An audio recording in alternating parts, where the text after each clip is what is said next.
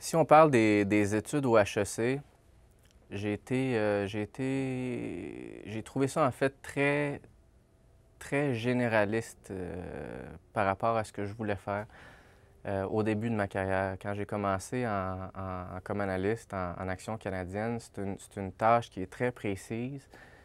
Puis il n'y a pas beaucoup, il y a quelques cours au HEC qui couvrent ça, mais sur l'ensemble des cours que j'avais faits, je ne me servais pas beaucoup de mes ressources. Puis mes cours sur les valeurs mobilières sont peut-être plus précis à ce niveau-là. Donc je trouvais que le baccalauréat option finance était très large. Puis je me demandais même si c'était pas trop large pour le type de travail que je faisais comme analyste. Mais c'était au tout début de ma carrière. Suite à ça, quand je suis devenu gestionnaire de portefeuille puis que j'ai eu à rencontrer des clients, ou avoir travaillé avec des analystes. Là, il y a d'autres branches ou d'autres sphères du baccalauréat qui m'ont servi, que ce soit en gestion des ressources humaines ou que ce soit en des cours de gestion d'entreprise, parce que ça en prend aussi, puis un peu de comptabilité pour comprendre ça aussi. Rencontrer des clients, c'est le fun d'expliquer d'autres choses que la finance ultra précisément parce qu'ils ne sont pas nécessairement intéressés par les détails techniques ou d'entendre parler de variance ou d'écart type Ils veulent les grandes lignes. Donc, c'est bon de connaître différents aspects du milieu des affaires parce que c'est souvent des entrepreneurs aussi. Donc, tu connais des cours de gestion d'entreprise ou gestion des PME.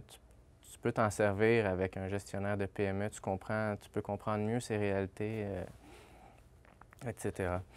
Puis plus ça va dans ma carrière, évidemment, j'ai eu un changement assez monumental il y a 2 ans en termes de tâches en finance, mais plus ça va, plus je me sers d'outils ou de ressources que j'ai apprises au HEC pendant le bac qui me semblaient peut-être pas intéressantes au départ ou j'aurais pu dire que c'était pas intéressant ou c'était pas pertinent pour ce que je voulais faire.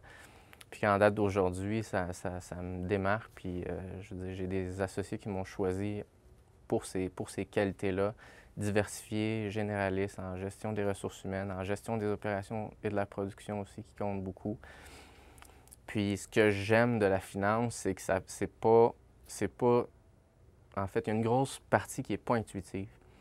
Il faut être capable de compter, il faut connaître les chiffres. Il y a beaucoup de choses que tu dois apprendre pour devenir intuitif. Puis c'est la beauté de la finance parce que, puis je veux pas dénigrer d'autres sources, d'autres programmes du HEC, mais en gestion des ressources humaines, il y en a qui peuvent être très bons, même s'ils n'ont pas des bases techniques. Il y a des postes de gestion de ressources humaines très précis où ça prend des bonnes technicalités, mais n'importe quel associé ou administrateur de société va devoir faire de la gestion des ressources humaines sans nécessairement connaître tous les aspects techniques ou les normes ou quoi que ce soit.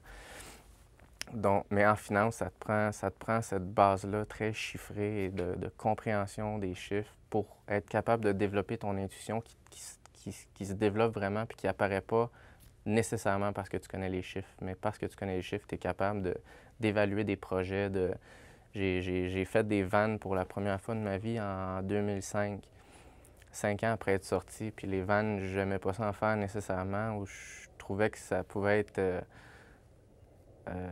simple comme concept, mais finalement, quand on a des projets à évaluer, ça fonctionne, puis c'est un outil de travail.